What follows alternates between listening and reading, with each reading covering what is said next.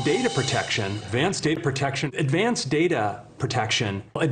protection, is our most advanced form of protection for customers' personal data. It's advanced and it has to do with data. That's Apple's senior VP of software engineering talking to the Wall Street Journal about the new iCloud encryption feature. It's simple. Say I upload a selfie with my dog Dutch to the cloud. There's the two of us together. That picture is now encrypted with a key. Previously, Apple could access it with the same key, but under the new feature, they can't. Not them, not the police, not a hacker. Nobody can see it but me and any contacts I share it with. It's encrypted with the key. The feature would be extremely useful for protesters, say, in China. They're risking their lives to demand freedom from the regime.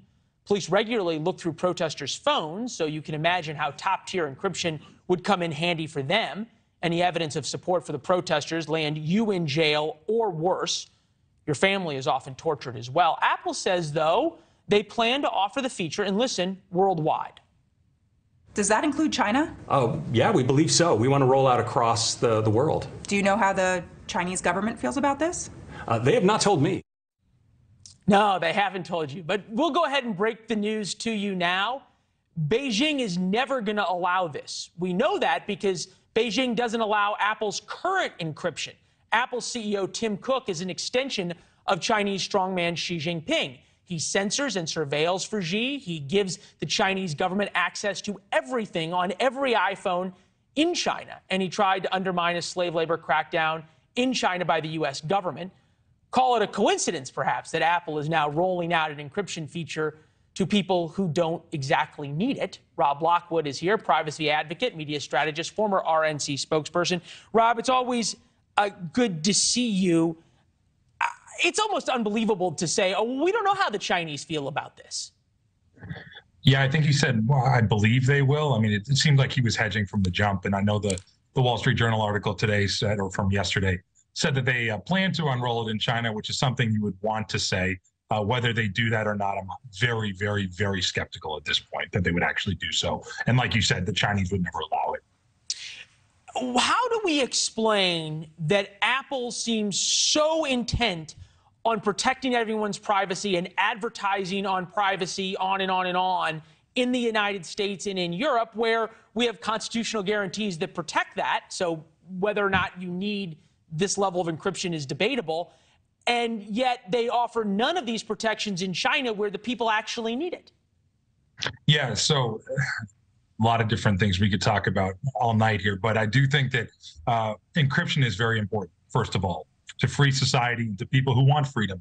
You were just I did a segment on Russia and the Victor Bout deal. Talk to anybody in the Ukraine. When Russia started their invasion, the first thing that the Ukrainians did was they turned to encrypted messaging app. They turned to VPNs. They turned to other encrypted technologies that leverage encryption because they knew that they would be safe from authoritarian governments, from the Russian forces who wanted to intercept their communications and their messages. And so that's an extreme example overseas of where encryption is necessary for current survival. But I think free society in America, it's good that we have encryption.